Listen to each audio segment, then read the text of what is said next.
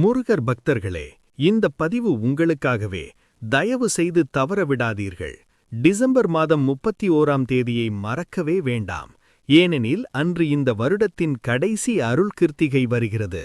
நான் இப்போது சொல்வதை முழு நம்பிக்கையோடு செய்தால் முருகனின் முழு அருளும் உங்களை தேடி வரும். முதலாவது, இந்த முழு வருடம் முழுக்க நீங்கள் பயன்படுத்திய அனைத்து காலண்டர் தாள்களையும் முருகன் கோவிலில் வைத்து விடுங்கள். ஏன் தெரியுமா?